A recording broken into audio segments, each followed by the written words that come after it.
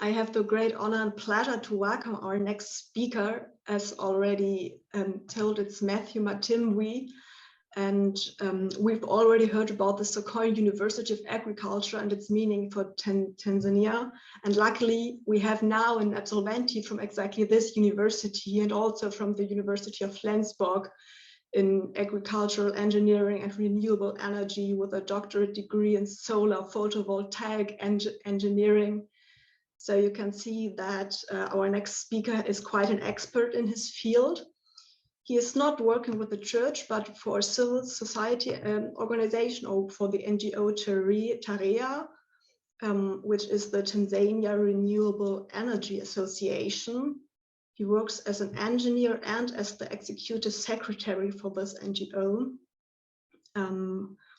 Its mission can best be described by himself possibly, but in a short sentence, to develop and promote rational use of solar energy by coordinating information and skills with the goal of socio-economic development, so combining the economic and the socio aspects.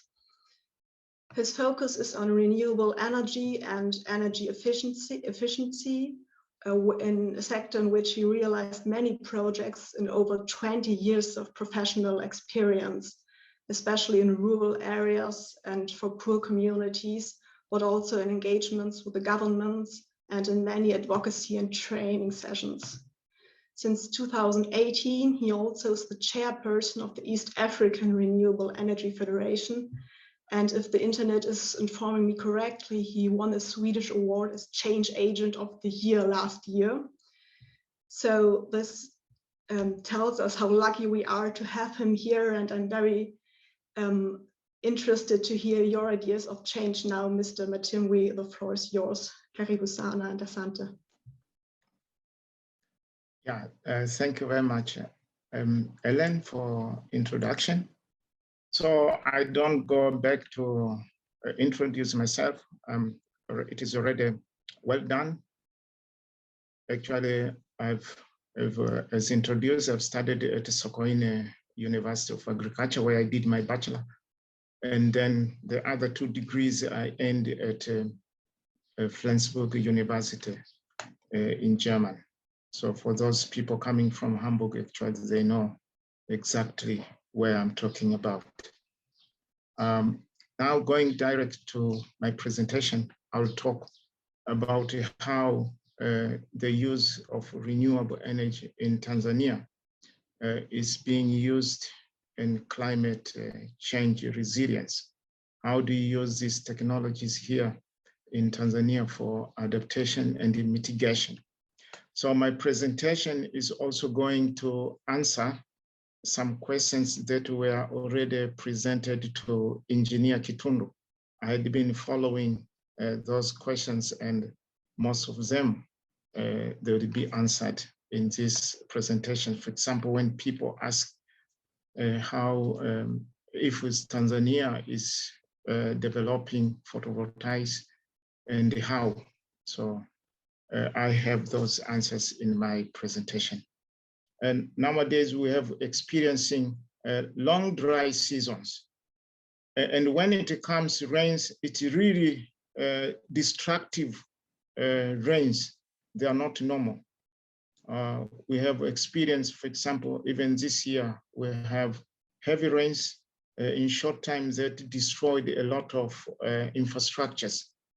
And the good experience we have, one can see on Lake Victoria and Lake Tanganyika. Lake Victoria and Lake Tanganyika, the water level now, they are very high. They've gone high for more than 50 centimeters, some up to 1 meter. And the water really is not receding. That means the level is not coming down.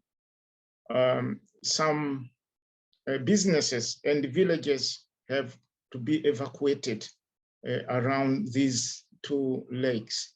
You can go to Kenya, Kisumu, you'll find a lot of villages already evacuated, even in Tanzania side, and even if you go to Uganda, in Tebe, also they are very much affected. Water is not going down. So we can see this. Here in Tanzania, we have two impacts that are not known to most of the people. We have two islands in Tanzania that have disappeared.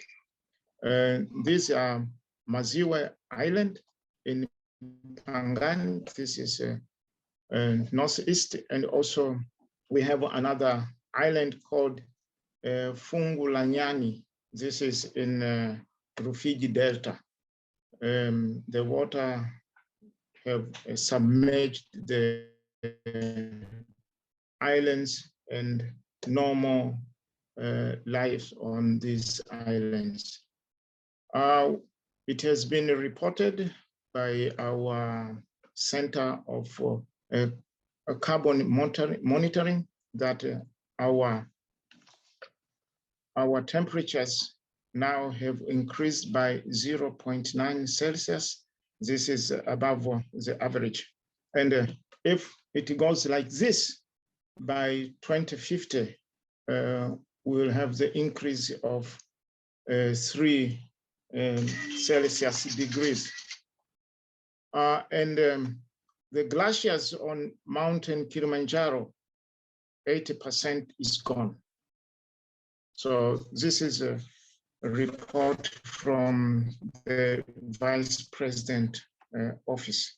So yeah, carbon dioxide emission is tense in Tanzania. So, and we have a lot to tell that people experience the climate change in our country. For example, cattle keepers are losing a lot of cattle during dry season because of the lack of green pastures.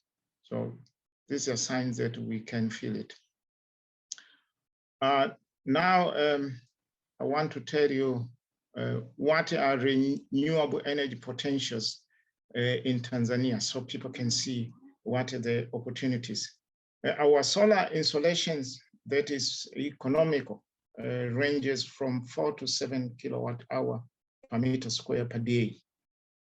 We have the potential of hydro, 4.7 gigawatt, and we have wind speed that Engineer Kitundu was talking about. It ranges from 3 to 10 meters per second. And geothermal potential, we have 650 megawatt. And of course, we have biomass potential that we can use to generate energy of 12 megatons of oil equivalent.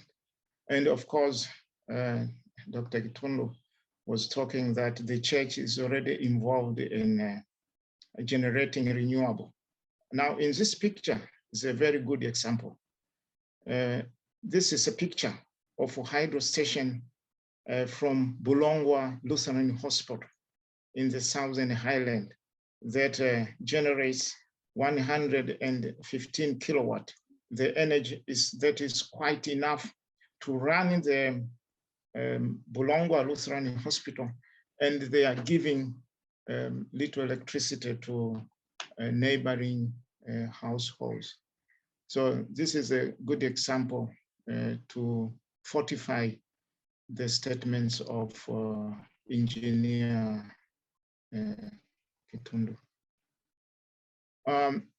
So what is a current status of energy here?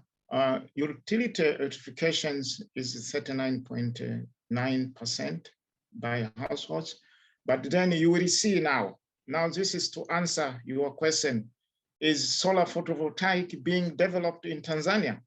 You can see that solar photovoltaic has contributed to electrification by 30.3% by household. So you can see how it competes with utility. Now, when we come to cooking energy by percent of households, you can see electricity is 2.5, liquefied petroleum gas 9.2%, natural gas is 0.1%. We have there are people who are still cooking using kerosene. We have biogas, 0.2%. Yeah, more charcoal. We have people who are cooking using crop residues, 0.1%. And we have other technologies. Combined together, they are 1%.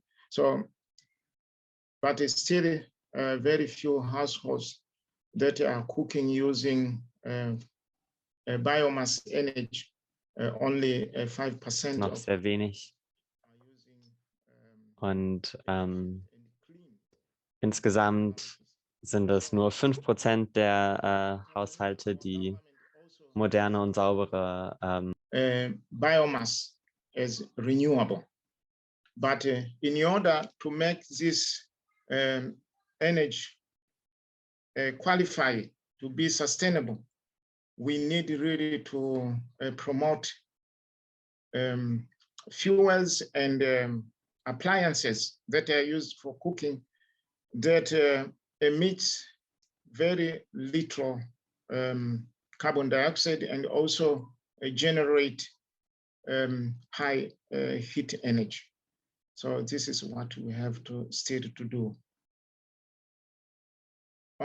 Now, for solar photovoltaic in our country, how they are developed, we have off-grid systems, and we have already one on-grid plant of 5 megawatt that has been developed by one company called NextGen in Kigoma. That has already gone to the grid, but it's really a technology that is used for areas that are unreachable. So we have here in Tanzania mini grids. We have a lot of solar mini grids in the picture, as you see on the right top. That is a mini grid plant in Korogwe, for those who have already visited Tanzania. And it electrifies 2,000 households in one of the off-grid village. Also, we use solar here in Tanzania for control lights. Most of the traffic lights in Tanzania that are now developed, they are being powered by solar photovoltaics.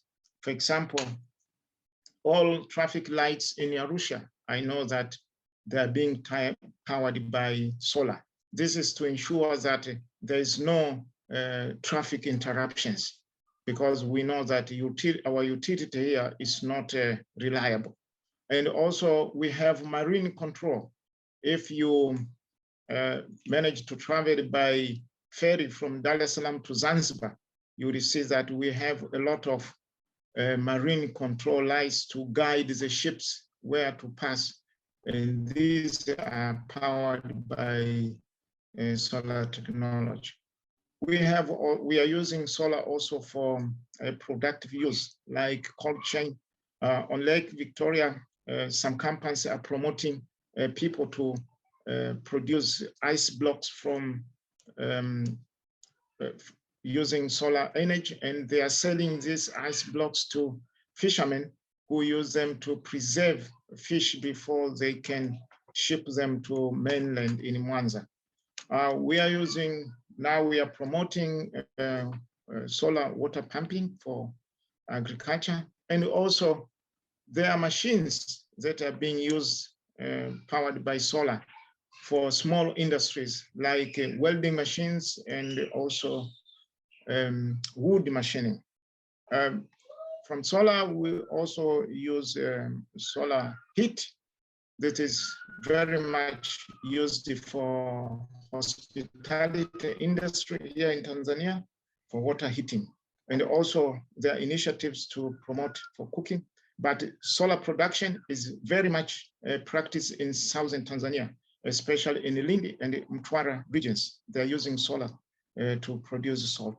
And food, and we have also food and fruits drying.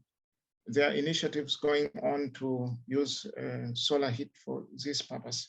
And also in the future, people are trying to see how we can generate electricity using solar heat here in Tanzania. Yeah, mini hydro, we use them for electricity generation. Just to caution you, in Tanzania, we don't count the big dams beyond 10 megawatt to be renewable because of the social environmental impacts they have. Once you build a big dam, you start having malaria, bilharzia, people will start getting sick. And even it will destroy the social structure because the construction will result in a lot of people to be moved away. So there's a social destruction. We have biomass.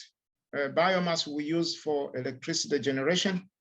All sugar factories in Tanzania, they are generating electricity using waste from sugarcane. We call it bagasse. And there are some factories that are already feeding this electricity to utility, TANESCO. For example, one factory from Tanganyika Plantations Company in Moshi is doing this. We are using also biomass for industrial heating, for heating water to generate steam, and also for boiling liquids. Also, yeah, we are using cooking, of course. We have the wind here, as it has already been mentioned, but at the moment we are using wind for small power generation. Most of the existing wind turbines, they are at a scale of 5 kilowatt, but we'll see later what is being planned. And also we are using wind for water pumping. This is done very much in the central regions of Singida and Dodoma, where they have a good wind regime. We have geothermal. Our geothermal, our government is already planning to generate electricity, and there's already research going on to use direct heat energy for example, drying crops and also for poultry.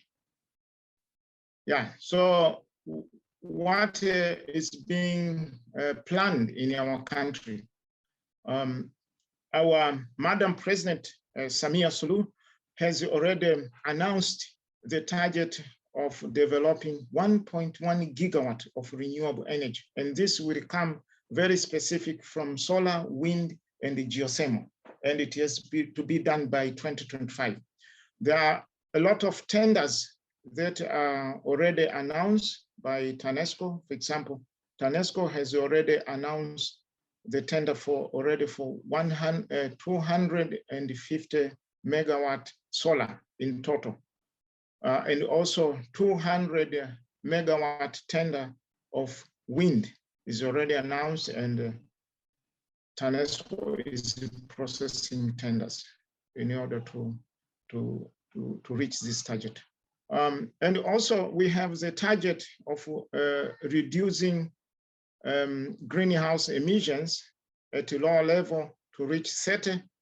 If we are lucky, upper level to reach a reduction of 35%. So these are targets made by our government by 2030. The government also has a strategy to increase the use of renewable energy for productive uses. For example, in the southern, where we have a lot of mini hydros, to increase the productive uses in forest industry and also preserving milk and other agricultural products.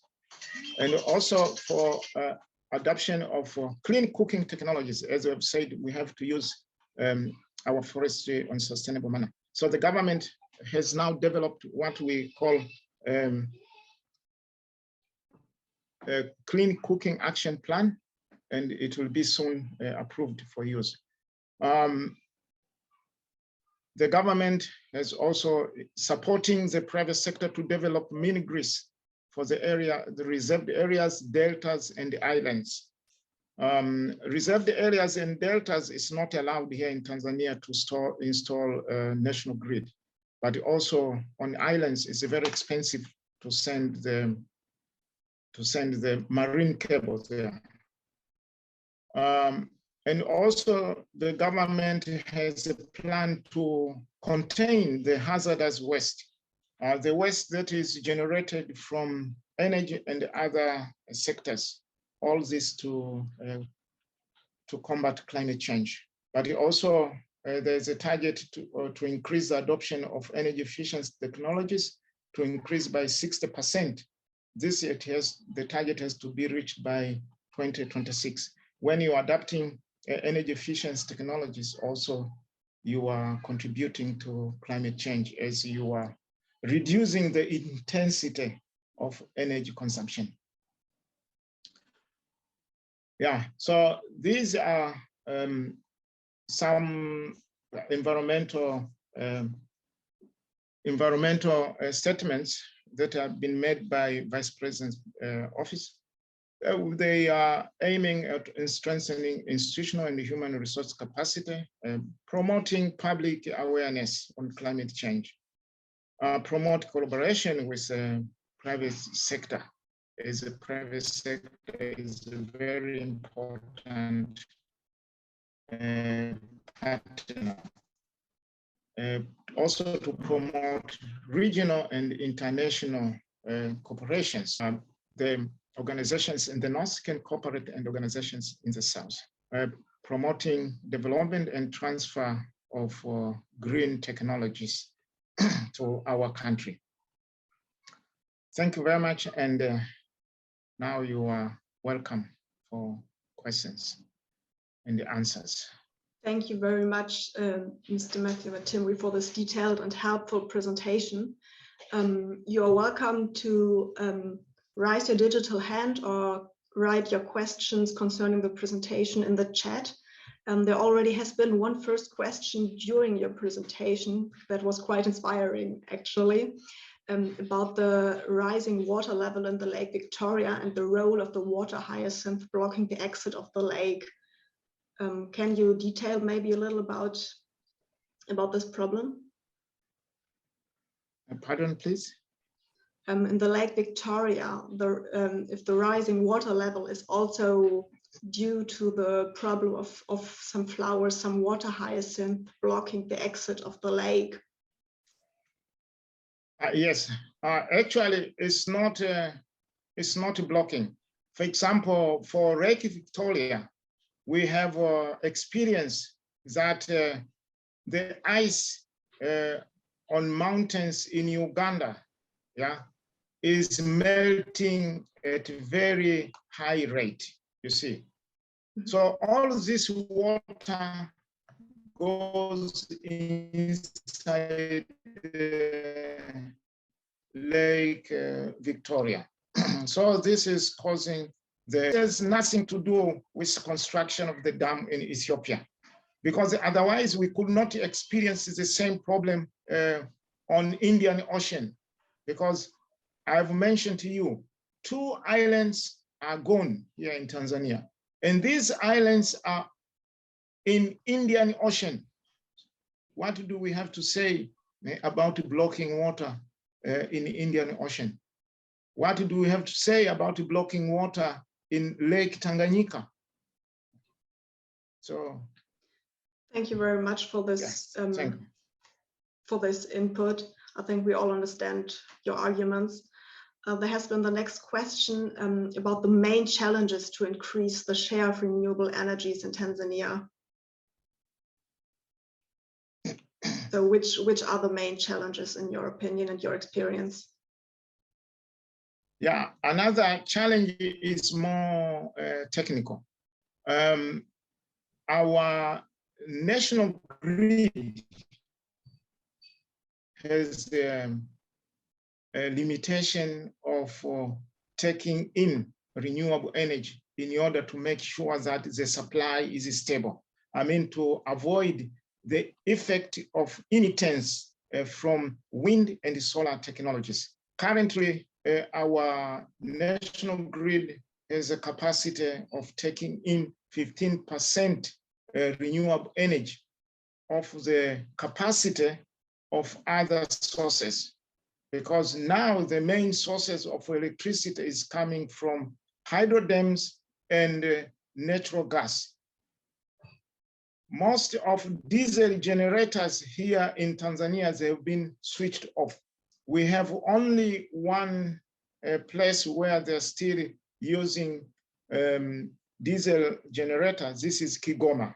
But the other places, for example, in Mbinga, they were using diesel generator, but there is now a 4 megawatt mini hydro from private investor that is now feeding the isolated grid in Mbinga, and they've switched, TANESCO has switched off the diesel generator. So we have only one town, and the government is working out also to switch off the diesel generator in Kigoma. Now they've already taken this 5 megawatt solar, but then for the night, there is an ongoing hydro dam being constructed in partnership of 3 countries. And when this dam is finished, and then the diesel generator in Goma will be switched off. Thank you very much. Unfortunately, our time is running despite this interesting topic. Maybe one last question about Mbeya region. Can you shortly summarize which projects about renewable energy exist in this region or are planned in this region? Because some of our partners in different regions in Tanzania and are interested especially in Mbeya region.